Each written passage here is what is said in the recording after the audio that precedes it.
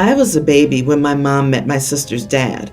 He was straight up with her that I would not be important to him because I was someone else's daughter. She was fine with that. It sounds like they moved in together within a few weeks of dating, and he was never anything to me. I was 4 when they had my sister Katie. They were married at this time too. Katie was always the apple of her dad's eye. She and I had a very off relationship.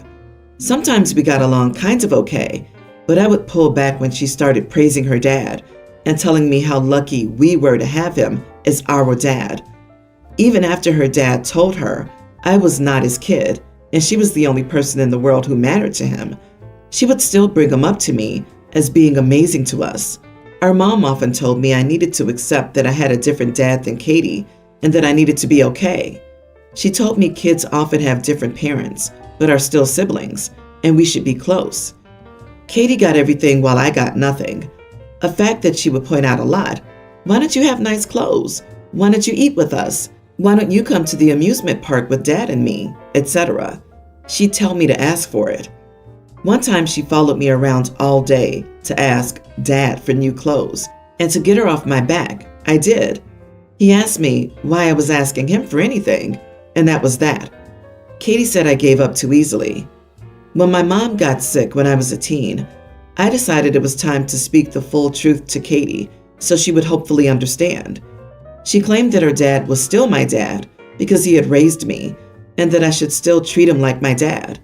She was 100% dismissive of everything, but she was a kid, so understandable. I moved out just before my 18th birthday, and then my mom died. It came as no surprise to me that I wasn't welcome. Katie wanted me there, but her dad made it clear it was not the place for me. And to be honest, I hated my mom, so I wasn't sad to miss the funeral.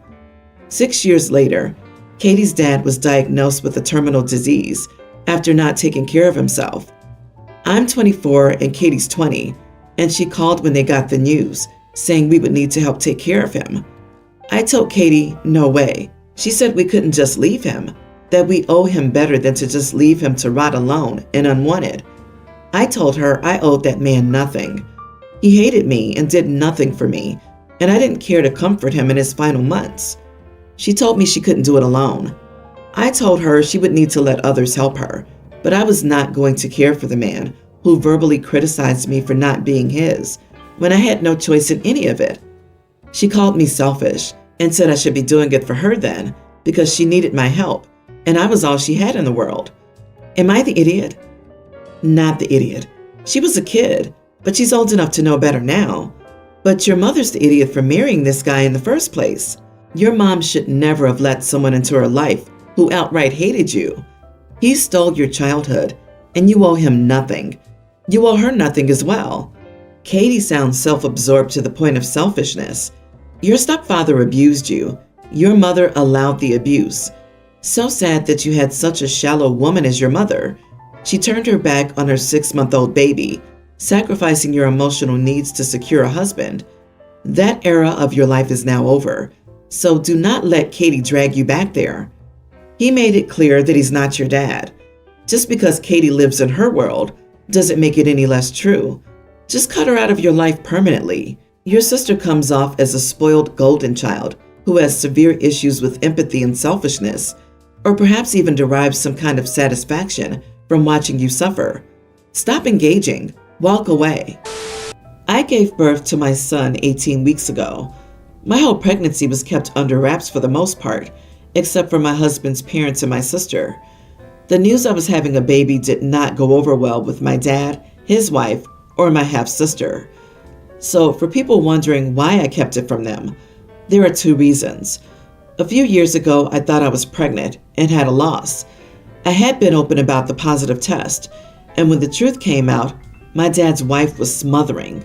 She told me that was when a girl needed her mom the most, and she would not let me push her away like I always had. She married my dad when my sister and I were young, and our mom had died, so she saw herself as filling that mom role, but she was too pushy about it. Even after all I had been through, she would not give me the space when I asked for it, and my husband had to make her leave our home. The other reason is my sister has 2 kids. Throughout both pregnancies, Our dad's wife tormented her with talk of how she'd need her.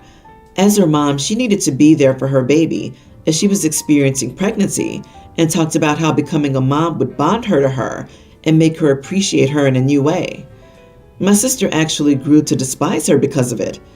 Neither of us were ever big fans of hers, but it made her despise her because she was so sure she would fully replace our mom by being here for my sister's pregnancy.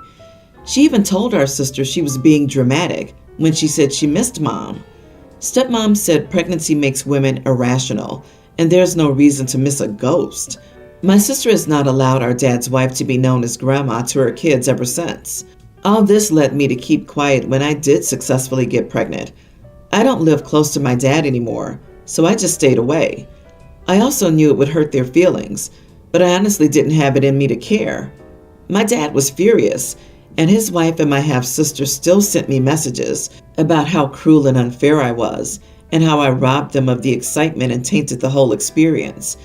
They both said how Dad's wife becoming a grandma for the third time was important, especially given her other grandkids will never call her grandma, and I was selfish to take my joy from her. So, am I the idiot?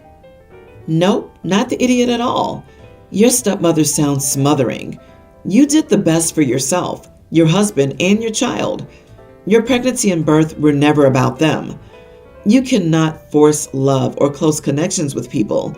They'll either mesh well together or they don't. Step-parents who try to replace a dead parent completely will almost always fail to make the bonds they're trying to forcefully forge. Was she expecting your baby to call her grandma when it flew out of the delivery room? This woman is not your stepmother. She's merely your dad's second wife.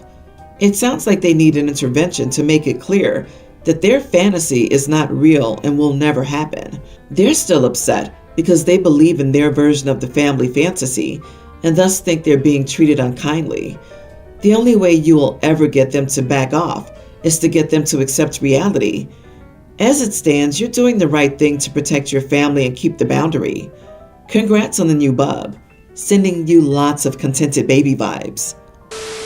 My husband's sister moved in with us after a major argument about the baby's name. They're expecting it and she's 7 months in. She's known to be picky and refuses to eat what we normally cook. We only cook her favorite food, which I can't eat. Allergies, yay. So every day at dinner, I have to figure out what to eat since she only eats the food I'm allergic to. Last night, my husband agreed that he'd cook for her and us together separately. I got home after a long day at work and found out that my sister-in-law convinced my husband only to cook the meal she wanted and cancel the meal we planned to have. I saw them eating together in the kitchen. My husband apologetically said his sister convinced him to eat with her and not cook the meal I wanted us both to have. I said it was fine and then ordered some food from the restaurant. I went to shower, did some work on my laptop, and then came downstairs to find my order on the kitchen counter. It was open, and someone ate the majority of it.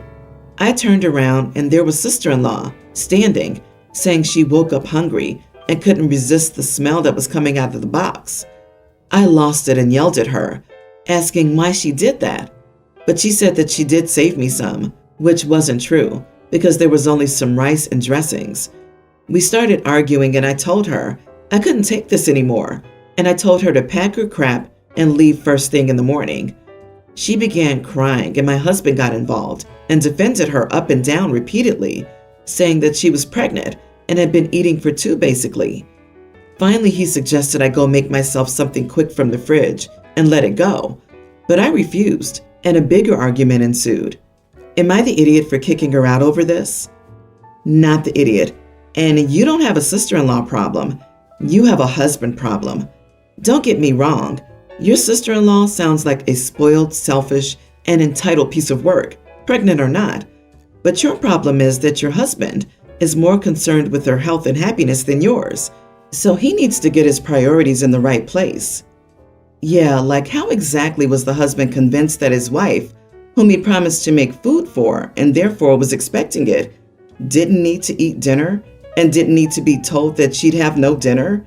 Apparently, literally, because she wasn't even allowed the food she got for herself afterward. Sister-in-law is the idiot, but the husband is the bigger idiot. Just throw that whole family away. It's very clear how little they think of you, OP. I don't get it. Why would you convince your host not to cook for the wife? It makes no sense. How can he be okay with that? I mean, maybe if instead he switched and cooked the same meal for him and his sister and something just for his wife. Where do people keep finding these spouses? Because this is also a woman who left her husband over a fight about baby names. She's obviously insufferable. Who leaves because of a disagreement over baby names? I know it's stressful. I have too. But I mean, if one person didn't like the name, it was off the table. And sorry, OP, I wouldn't have let her stay in the first place. I would tell her to work it out and stay at her own house to eat her food. Your husband and sister-in-law are completely disrespectful. If I were the OP, I would ask sister-in-law's husband if I could spend a week at his house, since his wife is driving me crazy. I guarantee that both OP's husband and sister-in-law will resolve all the fights. In Brazil, we have a saying that doesn't make sense in English, but fits very well in this case. Medicine for crazy is crazy and a half. The only winner here seems to be your brother-in-law, who's getting a break from this crap. My fiance and I are engaged and recently chose our wedding party. My bridesmaids are my two closest friends, and his groomsmen are my brothers, one being his best friend, and the other he's known just as long, and he's been like a big brother to him. My fiance has a younger sister. She's 4 years younger than him and is a cancer survivor. That has shaped their relationship too. His parents favor her, spoil her rotten, and expect everyone to follow suit. And she uses that to her advantage with people. My fiance has admitted sometimes he hates her. When he says no to something, she throws cancer in his face or accuses him of wishing she had died when he won't even do a simple thing for her. He's not estranged from his family, but he's not very close with them either. He does blame his parents for what happened and has a lot of resentment toward them. He was mostly ignored as a kid because she was sick, and then he was expected to treat her like a princess. He said his parents ruined her and gave him a crappy childhood. When we talked about our wedding party, he mentioned not wanting the sister in the wedding. I respected that, especially since, to put it bluntly, I don't care about her at all. We never hung out or anything. Apparently, she was waiting once she heard we got engaged to be asked to be a bridesmaid, and my fiance's parents were also. No invite came, and I was personally called by all three and asked about it. I told them I had not planned to ask her, that I was having my two closest friends. They said she's family though, and important to my fiance. I told them she wasn't close to me, and they were asking me to include her in my bridal party, where she didn't belong. They called me an idiot and told me I should make more effort. They also told me nobody belonged to my bridal party more, and to think otherwise made me sound like a bully, and after all she's been through too. Am I the idiot? Not the idiot, but your fiance needs to stand up and say, actually, I don't want her in the bridal party either. Both of you are allowed to specify who you want alongside you on the day, but it's not fair that you get all the blame when this is a joint decision between you. This right here. And who demands to be in a bridal party? This seems a bit entitled.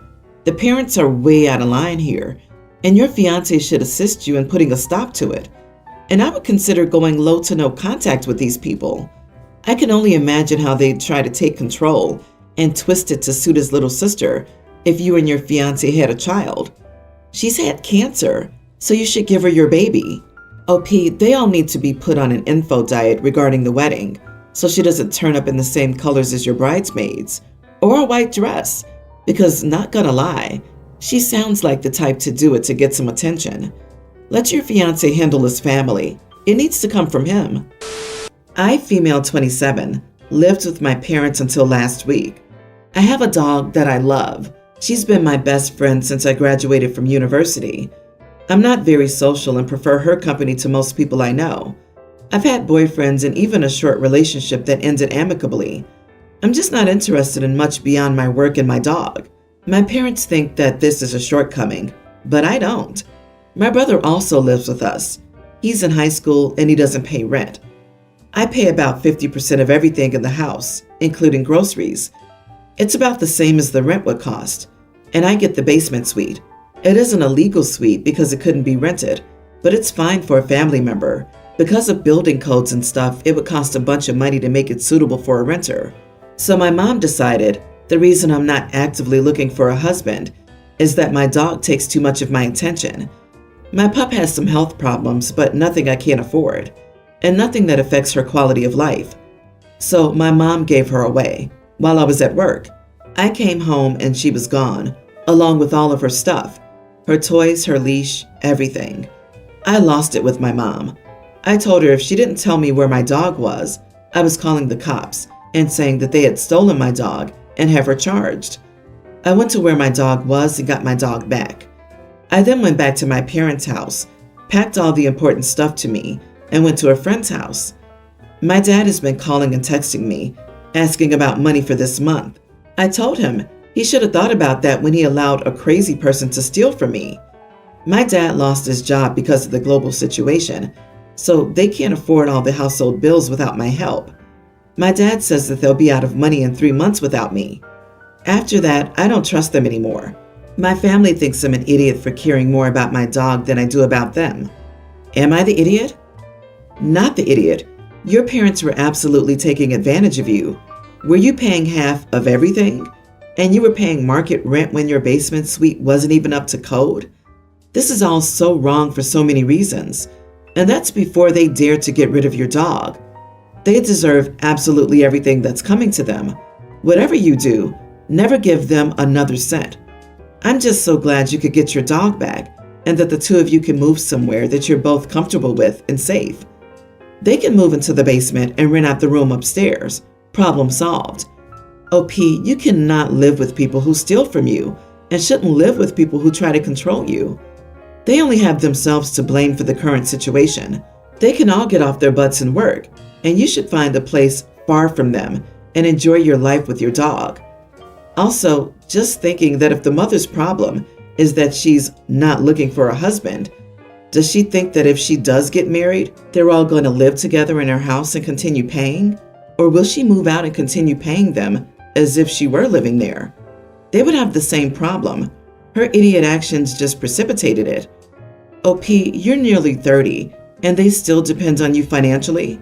They should have thought of that before alienating you and breaking your trust. It's not even about the dog. It's about being able to trust them again. My ex-wife and I are the parents of a daughter, nearly adult, and a teen son. We share custody of our kids 50-50 and have been divorced for 13 years. Neither of us pays child support because we have equal time with the kids, and we split the cost of everything: school, medical, dental, and extracurriculars.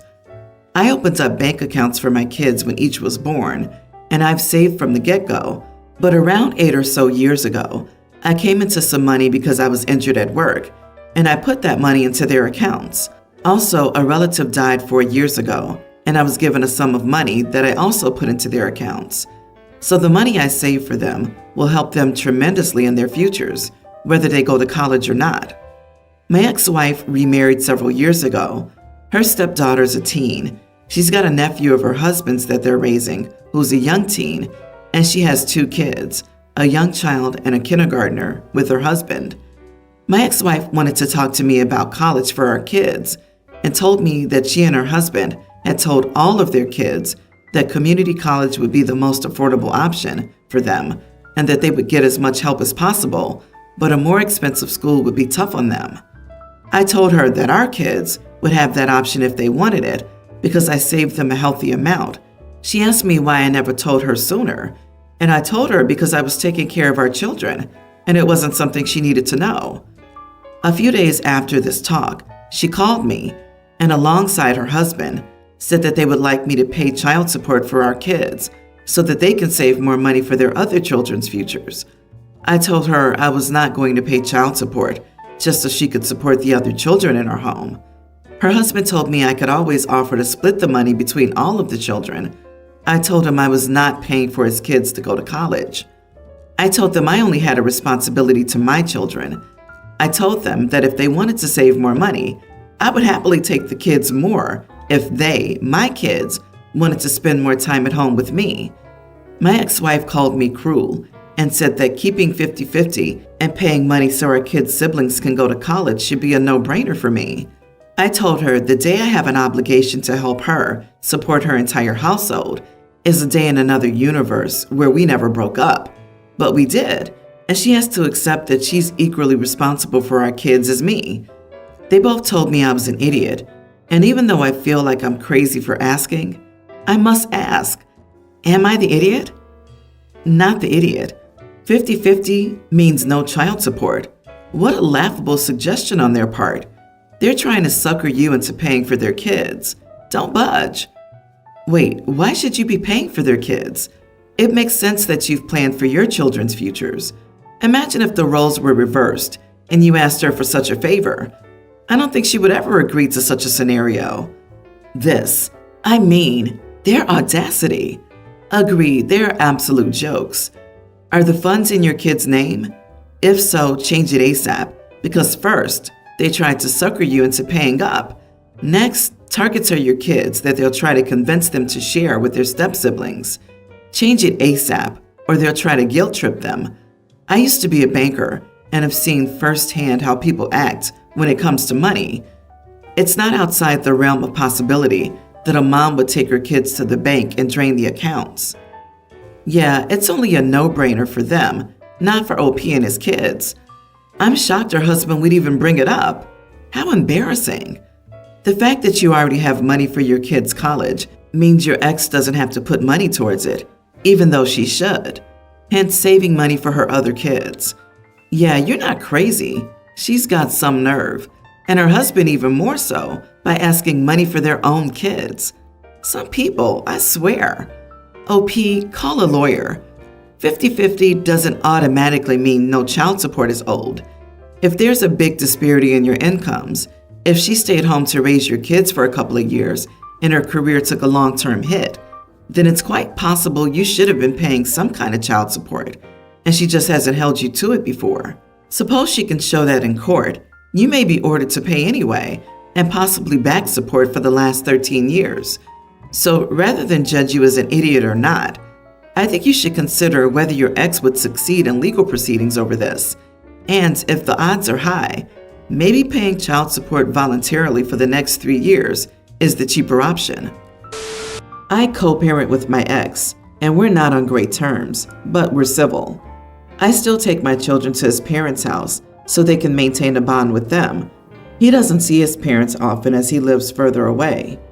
I'm a nurse and I do night shifts 3 times a week from 7 p.m. to 11 a.m., Monday through Wednesday. So from Wednesday to Saturday, I'll have my little one, elementary school female, and then Sunday, she'll go to her dad's. 2 separate arguments led up to this one, so I'll try and keep it brief. First, my daughter loves American Girl dolls. I've been buying them for her since she was 5. We're in the UK, but I've yet to find something she likes as much. Problem is, my ex's partner daughter likes them too. They just can't afford them. This year, I bought 1 doll plus a set, and it was like $400. So they claim I'm doing that to make a rift. I'm not. They recently had a baby, and my ex's partner was sick, so he was looking after the baby. So on Tuesday around 12:30, I'd been asleep like an hour. They phoned and texted, asking if I'd pick up my daughter. I refused, and they were still texting me that night, asking, which I couldn't even see. When I picked my daughter up, my ex's partner essentially said, maybe instead of spoiling my daughter, I could be a mother instead of part-time. I said to her maybe if she worked, her daughter wouldn't try and steal my daughter's Nintendo Switch or dolls. I got a text from my in-laws asking if I'd visit. I said maybe if I'm not too busy being a part-time mother. They asked, and I explained. Apparently, they got upset with my ex, and it caused issues with them. And he asked why we can't just be civil for the children. But he says his partner has a point since Wednesday, I only get her at 4 p.m. But she didn't mean it. She's just sick, and they recently had a baby. Am I the idiot? Probably irrelevant how much I spent on the doll, but my ex did decide to Google it when I told him. So as far as I see it, they wouldn't have otherwise known. Not the idiot. You are not a part-time mom. You're following the current parenting plan.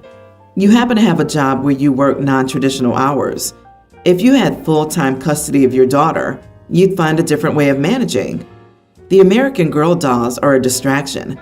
Just tell your daughter if she doesn't want to share with her step-sib, not to take those particular dolls to the other house. Instead, she can play with them at your home. There was no real reason you had to pick up your daughter. It would be a different story if someone was contagious or needed to go to the hospital, and clearly, the partner wasn't too sick to try to start crap with you the next day. Also, your income and what you spend on your daughter is nobody's business. Agreed. If your ex doesn't want you spilling tea to his parents, he shouldn't encourage your continued contact with his parents. If he leaves that door open, he has to accept that they will be privy to your perspective and his. This doesn't give you carte blanche to stir up trouble, but it's silly not to expect that a deep cut like part-time mother wouldn't get around. I, female 50s, have a sister, 40s, who sees herself as a my family lives in a camper van Instagram influencer. In 2020, she, her husband, and their 4 kids moved into a camper. They homeschool the kids, travel all over the US, etc. They come to visit for holidays, but we don't see them besides that. My husband and I are the opposite. We have 4 kids and live in a big, beautiful house in Colorado. So the issue is, my sister and her family came over for Thanksgiving and spent the night. My sister's oldest, male and female young teen twins, slept in my daughter's and son's rooms with them. In the morning, my niece and my sister got into a big argument, with my niece being incredibly angry at her mother for making her live in a camper when she could have so much more space and not have to share so much with her brothers. They all sleep in the same area and be able to have more clothes, friends, and extracurricular activities. I asked what was going on, and according to my sister, this had been an argument for a while. Money's not an issue. They had a house before and sold it for a massive amount of money. My sister has a trust fund and a job, and she likes living in a camper. After a brief conversation with my husband and my children, we offered, in private to my sister, to take my eldest niece in. We have extra guest rooms and could make one a bedroom for her. There are great schools in our area. We'd pay for everything for her, etc. She instantly said no, that she knew what was best for her daughter. She would miss her siblings. We didn't mention it again. Well, my youngest, young female teen, told her cousin about the offer. She was very happy but angry that her mother hadn't brought it up. She told my sister that if she made her come live in the camper again, she'd never do anything her mother wanted because it was unfair that her mother wasn't letting her have a true childhood. While I don't condone tantrums like that, I understood where she was coming from and helped convince my sister. When her twin brother found out, he wanted to stay too. My sister asked him what she was supposed to do without them, how she was going to care for the younger siblings without them, talking about missing out on family trips, etc. But my nephew didn't change his mind. We agreed to a trial period of 3 weeks, which ended 3 days ago. My sister came back fully expecting her kids to want to come back with her, but they flat out refused to even get in the camper. My sister is very angry. She said that I was supposed to make them want to live with her and that I was a horrible sister for treating her like this. She said I should kick them out, but I said no. She said that I'm a massive idiot and told her kids not to expect her to come back for them when they get tired of maximalism. Now her kids are sad, but they still don't want to leave. And I'm worried I've ruined my relationship with my sister. Am I the idiot? Edit. We have temporary guardianship signed by my sister. Her husband came over after they left, and we filled out the power of attorney forms, got the things we needed to put them in school, etc., and he took them back and had her sign them so that we should be all clear. My brother is an attorney, and he helped us out with the forms as well. Not the idiot. Your sister sounds selfish and like a bit of a lunatic. Camper life is glorified homelessness. She wants to live this way, but her children do not. They need a stable home. Friends, family, and education. Living like nomads is not something most kids can do. End of the day, you're helping your niece and nephew out. You're not beholden to your sister or supposed to do anything but help the kids. Yeah, you've strained your relationship with her, but that relationship is not worth the health of these kids. Glorified is the key word. I get it, it's a nice camper, But traveling all over the place and not having roots is basically one of the effects of homelessness. I'll go a step further and say it's a low-key form of child abuse. The kids are being denied structure and opportunities like friends, sports, and extracurricular activities. Your sister is a selfish person. She's putting her wants and needs over her children, which is something a good parent never does. My sister asked him what she was supposed to do without them, how she was going to care for the younger siblings without them. This sounds like parentification, which is not a good thing for the twins. They should be living a teenager's life and only helping to look after younger sibs and kids if they're paid babysitters, and only for a few hours a week. The kids were miserable living in a camper. Of course they wanted to escape, given half a chance. I, female 22, live in a 2-bedroom apartment with my roommate, Helen, 22. Helen's birthday was days ago, and she had plans to invite her parents to celebrate in the apartment. She asked if I could leave the apartment to give her and her parents privacy. I said, no. We started arguing. She asked that I respect her wishes on her birthday, but I cut the argument and left for school. I saw that her parents had arrived with 3 big bags on my way out of the door. I come back at 11, and when I try to enter my room, Helen stops me immediately. I ask, "What's up?" And she says to me, "You can't go in there, my room. My parents are sleeping," then points towards the couch and says to me, "Where you can spend the night on the couch. I got your pillow and blanket." I pick my jaw off the floor, figuratively, and ask if she was serious, then tell her I'm sleeping in my room and her parents need to get the heck out. I started banging on the door while Helen yells that I was being awfully rude and disrespectful to her parents and her birthday. Her mom comes out in a robe asking what was going on, then proceeds to ask if I had been drinking and whether I was legally allowed to drink at this age. Go figure. I tell her to get herself and her husband out of my room. Helen tells me her parents traveled a distance to be with her and they deserve to rest. I tell her maybe they should go get a freaking hotel. Her mom then goes on about how rude I was. Then when the argument escalates, she tries to call the landlord, telling them that they're trying to sleep and their daughter's inebriated roommate was causing a scene.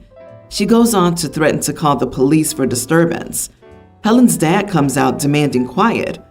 Moments later, the landlord stops by to see what's up, and Helen and her mom start complaining about me, throwing a rage fit and scaring them, claiming I had been drinking and saying I'm mentally unstable and suggesting I get kicked out.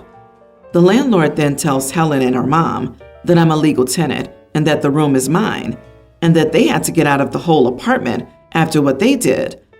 Helen and her parents start arguing with the landlord, then he threatens them with the cops. They start getting ready to leave as Helen is crying, begging me to let her parents stay. Long story short, they got kicked out at 12 a.m. Helen unloaded on me, saying I ruined her birthday and made her parents leave in the middle of the night and be lost in a city they don't know well. I also ruined her plans since they wanted to stay for the weekend. I entered my room and shut the door. Helen stopped talking to me after that and had friends from college shame me for making such a scene. Am I the idiot? Not the idiot. Oh my goodness. I don't understand why they couldn't just sleep in her room. They're her parents. She should be the one on the couch. Helen and her parents are bonkers. Girl, you gotta move out ASAP or get a new roommate. You or Helen have to go. It's your room. Why couldn't her parents get a hotel room?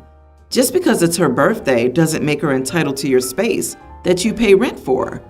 Don't argue with her or her parents if she ever tries to pull this stunt again. Call the cops immediately. Your room is your personal space, which you paid for, and I'm so glad your landlord reinforced that and didn't put up with Helen's massive entitlement. Any friends you lost from this either got a massively biased version of the story, were never your friends to begin with, or both. Take the opportunity to thank the universe for taking out the trash and find new friends who will appreciate and respect you as a human being. As for now, ask the landlord if you can put a lock on your bedroom door if there isn't one already. Given the response to Helen's parents' behavior, there might be something they're willing to do, and you clearly can't trust Helen to respect your space. My dad likes to play jokes on people, and if you complain, he says you're a baby and have no sense of humor. My dad also hates to read instructions. Last Christmas, I got him a set of computer-controlled Christmas lights. They're really cool. You can control each individual LED, and you set patterns on them. You can make your tree twinkle or look like a candy cane. It's a neat system. I installed the app for the lights on my dad's phone and showed him how to use them. One other thing you can do is make it look like one of the lights is broken. All of the other lights work perfectly, but you can pick one and make it look like it's shorting out. It flickers, goes out, and comes back on, randomly, and you can cycle through all the lights. It is driving my dad crazy. He's unstrung them from the tree 3 times now. First he lays them out and tries to see which light it is, but when he unplugs them, they revert to a default system and cycle through the colors. My mom noticed that the lights only bugger up when I'm around, so she asked me what I was doing. I admitted the truth. She laughed and asked me to show her how to do it so my dad didn't figure out I was messing with him. My husband thinks that I'm being petty and kind of a jerk to my dad, but as a victim of my father's jokes for over 5 years now, he also doesn't want me to stop. I feel a little bad about it, but also justified after a life putting up with him joking about my thin skin. Am I the idiot? Not the idiot, and you're also a genius. I thought you were busted when your mom discovered what you were doing. I love that she joined in. She's the real hero here. If your dad can dish it out, he can take it. Please tell your mom she's awesome. Pranks are the worst, but as a prankster, I'd say he deserves it. Yep, normally I'd say it's a bit unkind, but a dad who constantly plays jokes, and if you don't laugh, you can't take a joke. He has this coming. Update when he figures it out. Will he have a good sense of humor about it? Or will he have a total temper tantrum? Make sure to have that "don't be a baby" ready and waiting too. LOL.